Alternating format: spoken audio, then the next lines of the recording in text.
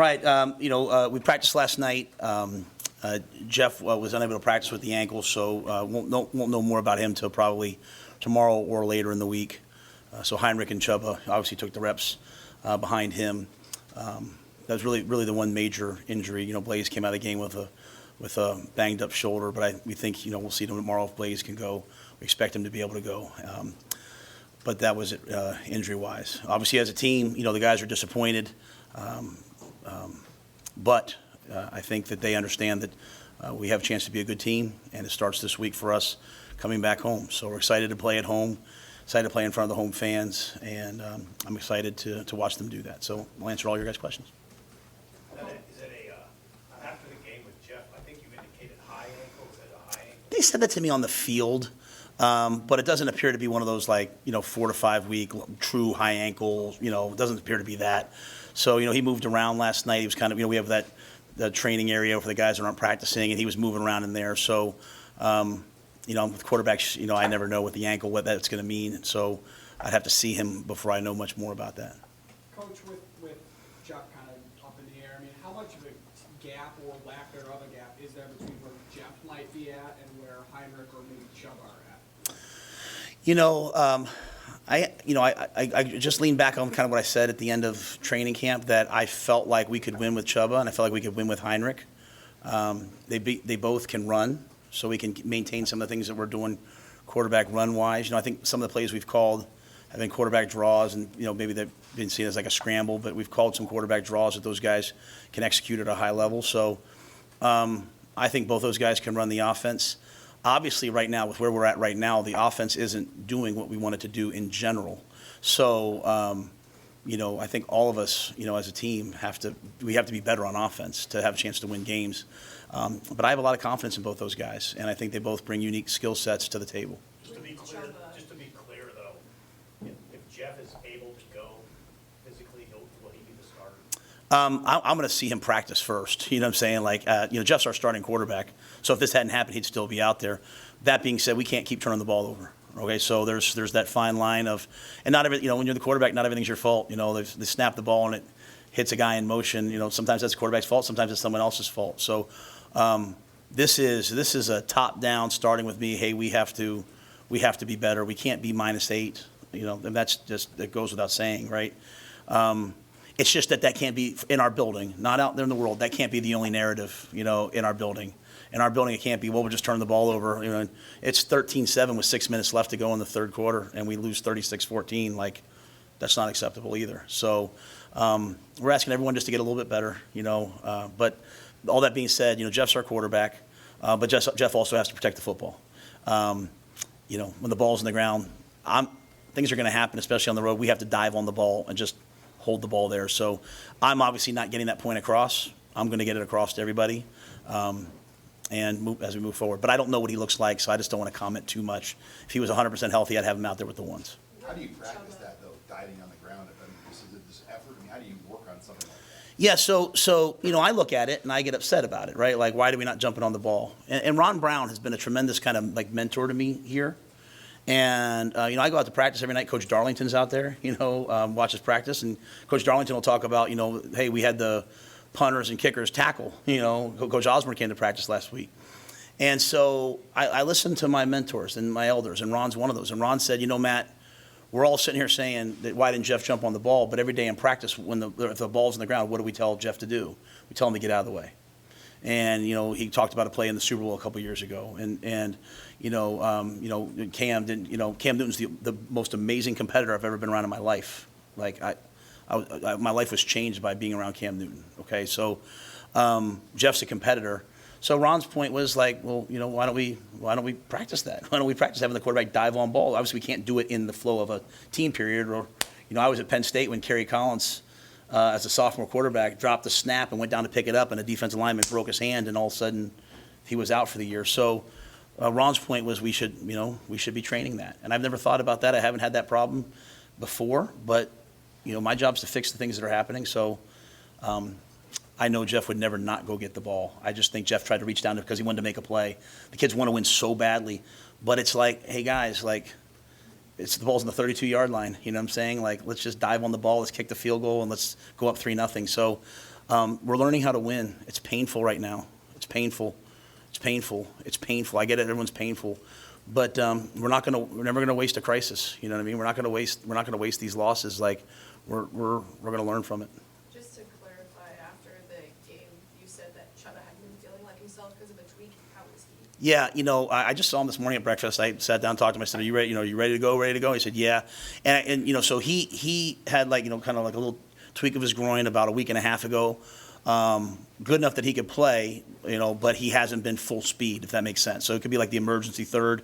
And I think that was in reference to the question of who would be the two. Chubba's been doing this to me, so I think he can bring a lot to the game. But that's why he would have been the third guy going in. He went in just because Heinrich lost his helmet. Heinrich's been taking all the 2 reps with Chubba kind of being a little bit limited. He told me today he feels good, so we'll see how the week goes. What do you set for expectations team-wide this week and in general for the rest of the non-conference season? Obviously, up to 2 games. Yeah, I mean, again, like this is kind of what you get when you hire me. You know what I'm saying? Like this is what you kind of get. Like it's not going to be a quick fix. It's not going to be overnight. It's going to be, we believe, built to last. It's going to be built on rock. And so we take advantage of these. We take advantage of these painful moments. We sit there and want to say to our goal right now is to say to ourselves as a coaching staff, in 3 years, we did our best coaching these weeks. So I understand if there's frustration. I understand if there's man, why, but we're trying to learn how to win. You know what I'm saying? We're trying to learn how to win, and that's everything. So obviously, can you turn the ball over 4 times and win? No, I get that, right? But why are we turning the ball over? Why? I take accountability to the guys. I did a poor job last week of preparing for the crowd noise. I didn't do a good enough job, and that's not an excuse. That's me, honestly. I hate when coaches get up here and say it's on me. I honestly did not do a good enough job. Because why? Because we were going on silent and we fumbled the ball twice, right? But why aren't we just diving on the ball? Because the guys want to win so badly. So we want to win so badly, but we're just not doing the little things it takes to win. But at the same time, it's 13-7 with 6 minutes left. I'm going to keep saying that. That can't happen. You know what I'm saying? That can't happen that it becomes 36. And so we're just trying to attack it all throughout the program, that everybody sees it. We can't punt the ball 25 yards. We can't, all these little things come together. But if program-wide, if everybody takes accountability, blocks out the noise, and everyone tries to handle these little things, when it all does come together, because I think we're playing pretty good defense at times, and we're running the ball okay. If it all comes together, I think it'll be pretty hard to deal with, right? Because we'll be running the ball for about 250 a game. We'll be protecting the football, good on special teams, good on defense. So that's the plan. It's just not all together yet. So we're going to face an excellent team that came here in 2017 and won. Northern Illinois is a winning culture. Programs are either winning or losing programs, in my opinion. And so Northern Illinois is a winning program led by a man who won there as a player and is now winning there as a coach. They went to Boston College and they won the game at Boston College, beat an ACC team. Obviously, they played a rivalry game last week. They lost the game. They turned the ball over 3 times. They've got a quarterback who's, Power 5 quarterback. They've got a tough offense. You should see their D-line. It's as good a D-line as we faced. So I'm not setting anything for anything other than I think we have a good team. We're doing things that are causing us to lose. We have to fix those things. It's just so incremental to me that I'm just right here in the moment right now. Turnovers aside, how many yards did you feel like your offense left out on the field related to explosive plays? How do you get more, whether Sims is in the game or not? Yeah, I think we had. I can't remember if it was 4 or 6 plays of over 20 yards. Now, one happened at the end, but still, we're going to play.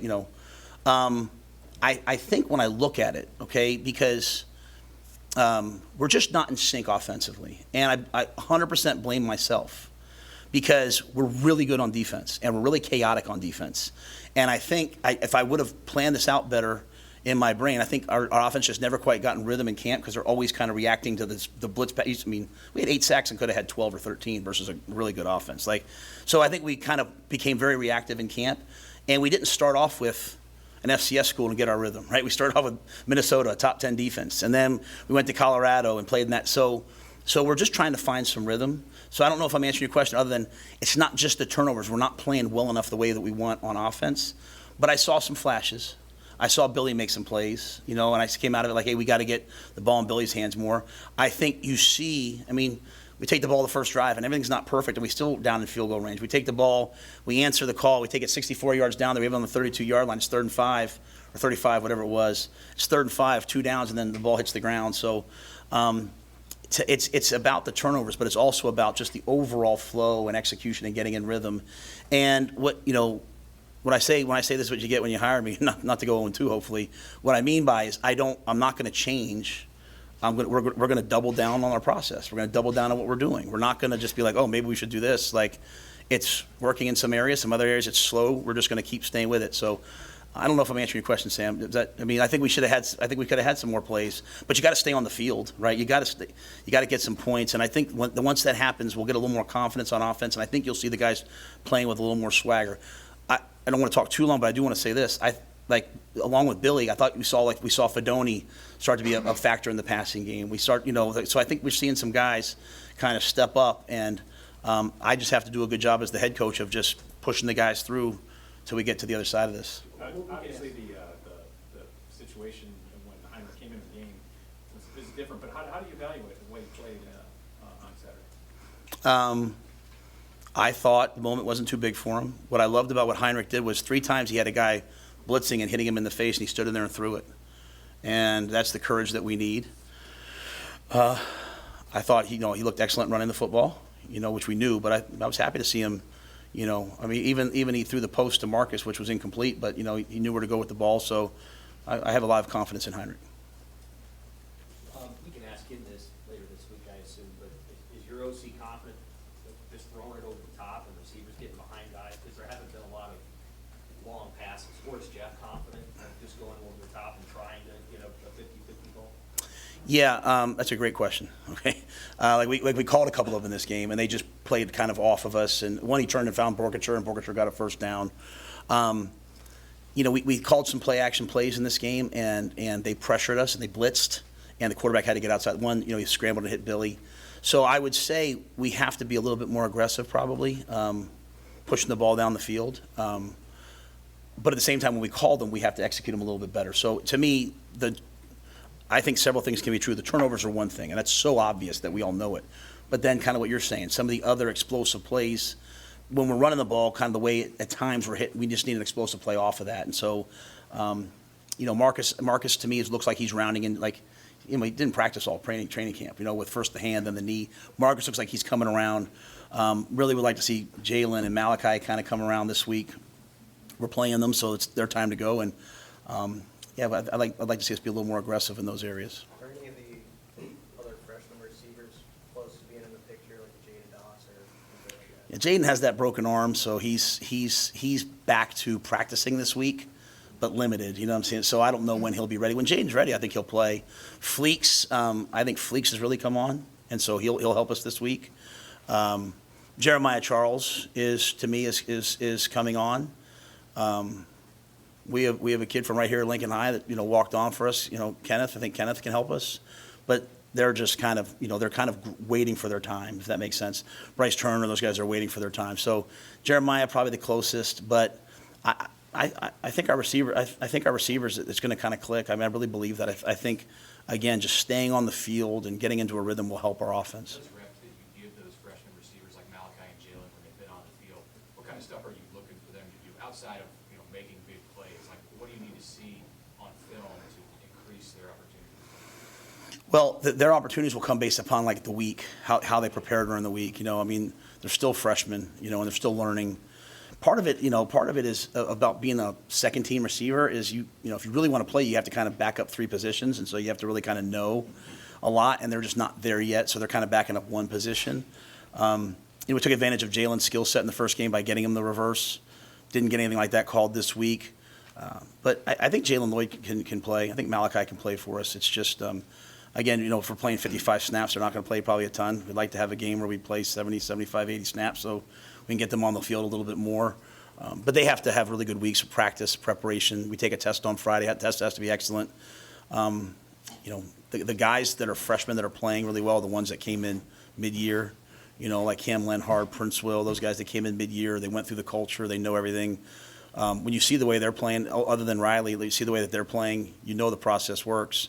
It's just, some of these guys are just a little later to the party at that position. Riley, four-game guy? Or? No, Riley's going to play for us. Yeah, Riley's going to play for us. We got Sua in. To me, the way, we're going to do everything we can to win now, always. But the way you build the program to have is taking advantage of guys for 4 games at a time. So we got Sua in there a little bit this game. Remains to be seen if he's a 4-game guy or not. It's good to get him in the game. But Riley's going to play this year. How promising is that freshman D-line class, and even the JUCO guy, Whalen's a second-year guy in college? When you look at that, I think 3 of those guys were on the field at one time, all freshmen, just to be able to be that far ahead of some of these guys. Yeah, I told you guys I really liked the D-line group, and they're really coming along. And that, like I run the defensive scout team, trade team. That's one of my jobs at practice. I mean, I like those guys that aren't really playing yet. I like Leslie. I like Mashake Shack. I like all those guys. So they're all going to play at some point. So, I hope you guys feel like I'm honest with it. Like when you guys would ask me about the D-line depth and training camp, I'm like, I like it. I like those guys. I just think that some of them are young, but that's going to be a strength for us for a while. You look out there, Mekhi Bear, a lot of those guys are, they're showing up and they're playing. We kind of made the transition. Jamari's back, so we let him play D-line instead of the jack position in this game. So I think we have a lot of guys that can help us. I think we recruited a good group there. I feel the same way about the receivers. There's just a lot more to know at receiver than there is on D-line. So it just takes a little bit longer. Again, it's just not going to be we're not going to do quick fix things. We're going to develop the guys. Malachi is going to be one heck of a player here. Jalen's going to be one heck of a player here. Jeremiah Charles is going to be one heck of a player here. They're going through the process of becoming a good player. Dwight Boodle got in the game and played. I just met with Dwight earlier today. Dwight Boodle he's going to be a fantastic player for us. And you know what? He got in against Colorado and played a couple snaps. Like, he's going to continue to accelerate. So I think there's a lot of young players. I do want to make sure I mention one guy, if it's okay, like Kobe Bretts. Kobe Bretts got in that game, and he's coming on. So I'm excited about a lot of the young players that are playing. This was not an easy way to start.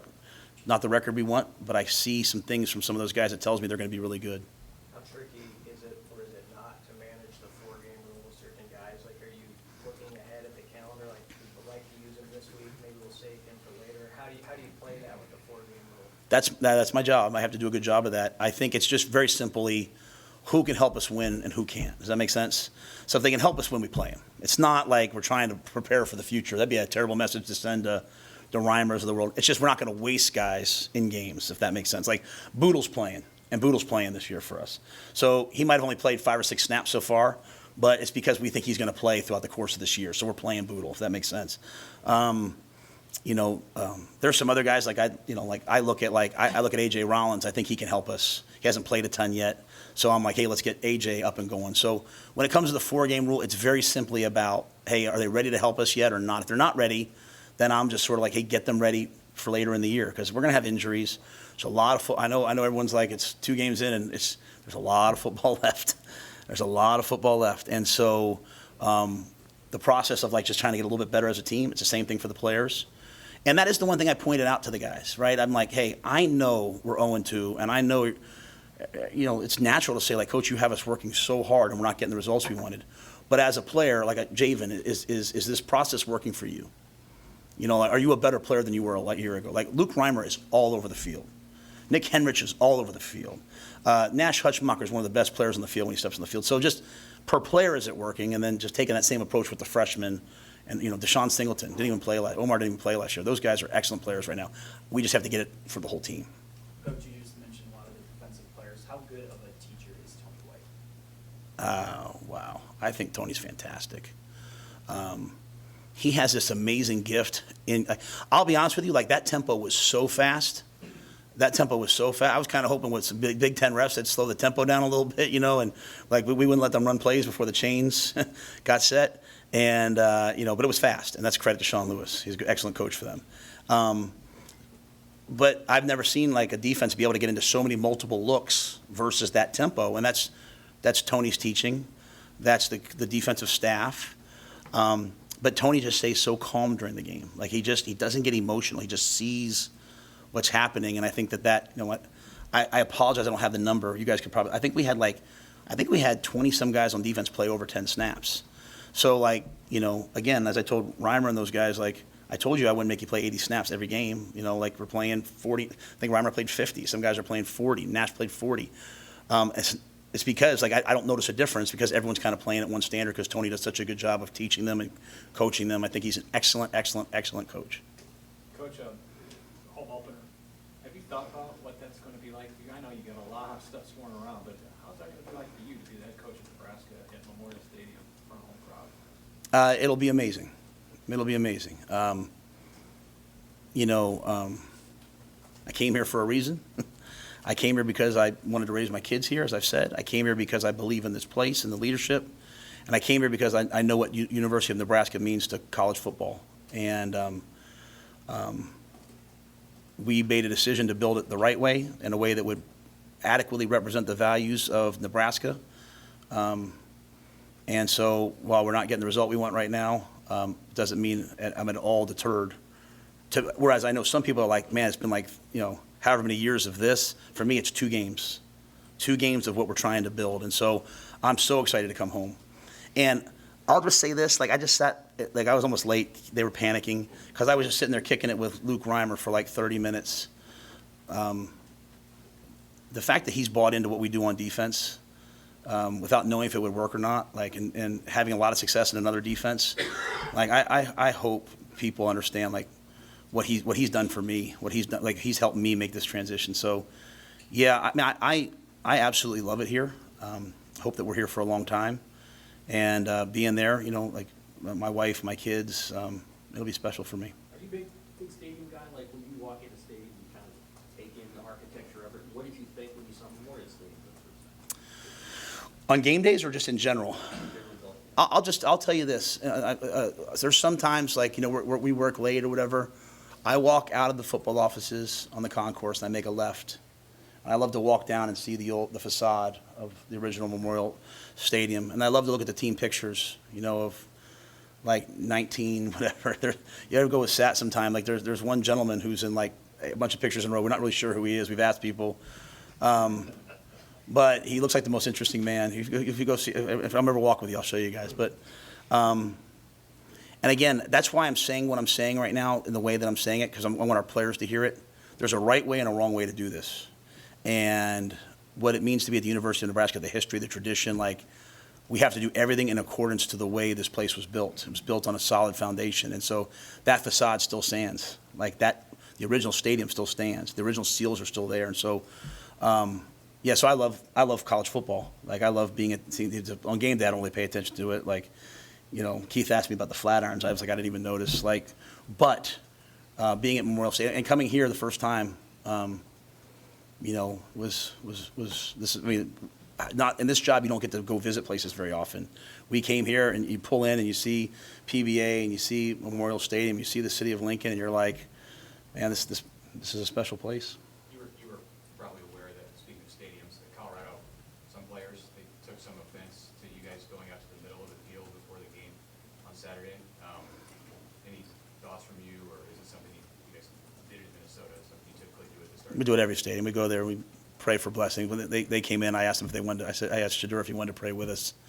You know, I mean, I pray over every, you know, I'm a public official, but I can have my own faith. And I say pray, we take a moment of team, like, you know, it's not, we have Muslim guys, we have non-believers, we just take a moment as a team and just, I want that field to be safe for everybody. You know, at the end of the game, no one's going to tell me who I am. You know, at the end of that game, they told me, hey, we're going to run right off the field, and they're going to storm the field. I said, absolutely not. Absolutely not. Absolutely not. I don't care if I get beaten up by a mob. I'm running across that field, and I'm shaking Coach Sanders' hand. So no, people can say what, you know, when you're losing, people are going to say all kinds of things about you. I know exactly who I am. I know exactly who I am, and I'm coaching this team with class, and I'm not changing. And I went over there and I shook that man's hand. I whispered in his ear, and I've never disrespected an opponent a day in my life, and never will. So. Sure. Something a little off topic. 9/11, the anniversary of 9/11, what your reflection on 9/11? Well, I grew up in New York City, Yeah, I grew up taking the subway to school. It's my home. I've had many homes, but it's one of my homes. My father was a minister, and the church that he had two jobs, but he was a teacher, a high school coach and teacher, also a minister, was down downtown. So my school field trips growing up were going to the World Trade Center. So I was at UCLA when that happened. I was driving to work. I remember hearing that. So it's obviously something that's affected my friends, my family. So it's, I don't have much other to say other than that. Just it was my home, and my home was attacked, and it's father. His name's gonna freak. Oh my gosh, I'm embarrassed. My wife will kill me. The Catholic chaplain that passed away in 9/11, Father Judge or Father. Well, my wife's sister passed away on TW 800, which happened soon before that, and so my wife and I, my wife, it was just when I first met her, but my wife went through all that, and so Father provided tremendous comfort to my wife and her mother and her father, who are now since deceased. And then when he passed away, just the impact that he had. So I think, you grow up in New York City, you take the subway, people are a little bit rude, you don't really say hi to everybody every day. But then something like that happens, and you see these amazing people who work for an average salary, go running into burning buildings to save people's lives. And I'm so sorry, my wife would be so upset with me that I can't remember Father's name, but he passed away on that day. And so, I'm probably not giving you a great thought because you caught me a little bit off guard, but it is personal to me. But yeah, that's my home, and so something that we should never forget. Any other football questions? I feel like I went out on a dark note there. Anybody? The last two questions. I have this. So you've been the Northern Illinois coach this week, right? You were a Group of 5 coach trying to upset Penn State and Notre Dame. What goes through the mind of a coach when they're in that position this week, where they tell their players? What did you used to think about when you were trying to go into another stadium, a Power 5 stadium, and win a game? The scariest thing in the world is a team or a man that has nothing to lose. And right now we're playing sometimes as a team like we have everything to lose because they want to win so badly. And afraid to lose is afraid to win. Okay, the owner of the last team that I worked for, that's one thing that David Tepper taught me. He tell me all the time, afraid to lose is afraid to win. And it's a message I'll carry forward in my life. Today's actually his birthday, and so that's a message that I learned from him. Afraid to lose is afraid to win. And again, our guys want to win so badly that they're afraid to lose right now a little bit. And so, when I was at Temple, we were playing these teams, and we had nothing to lose. We're going to go back to our conference next week, so let's go play this game. I just think for us, we don't play the Big Ten game again for 3 more weeks, so we're playing a lot, expectations and this and that, what a gift we have coming off of last week to go play this game. So, but that was the way I approached it. And again, Northern Illinois has a long history of going in and beating people because they've got really good players, and they come from a fertile recruiting area. They've got a cool system. So we're going to have to play really, really well to have a chance to win.